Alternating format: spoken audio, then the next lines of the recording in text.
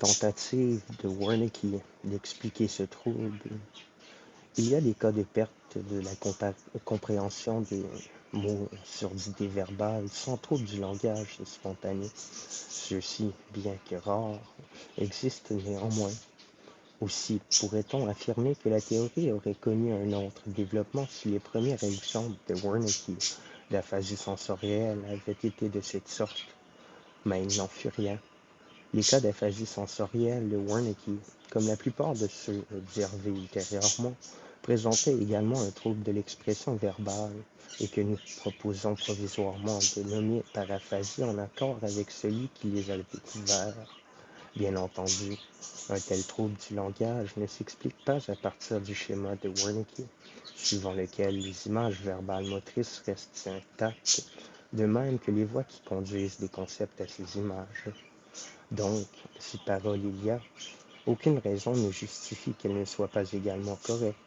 Dès lors, pour expliquer la paraphasie dans le cas d'une pure aphasie sensorielle, Wernicke devait invoquer un facteur fonctionnel qui n'apparaît pas dans son schéma.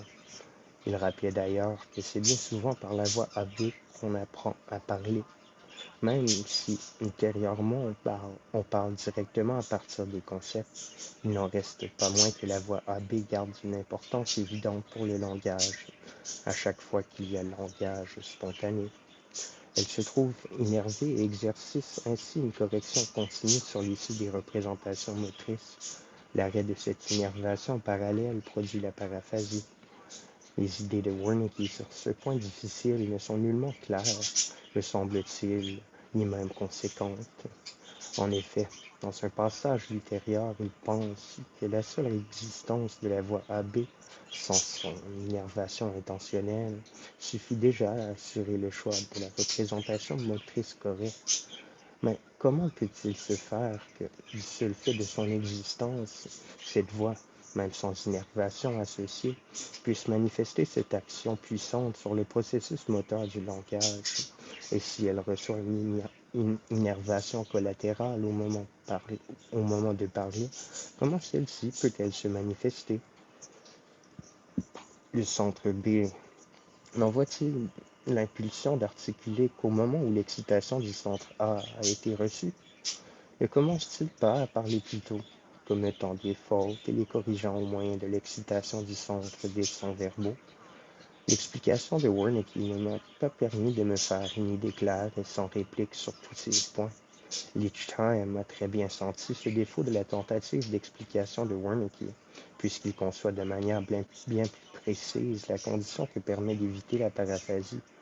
Il ne suffirait pas pour cela que les images des sons verbaux restent intactes, mais elles devraient également entrer en liaison avec les images motrices verbales par la voie AB.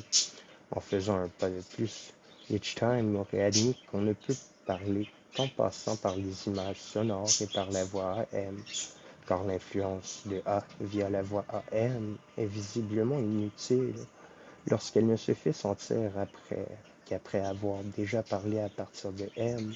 On ne parle donc pas avant que cette excitation ait atteint M. Et toutes ces difficultés trouvent une solution satisfaisante si nous abandonnons l'hypothèse superflue d'après laquelle il faudrait, pour parler, encore une excitation particulière de M à partir des concepts.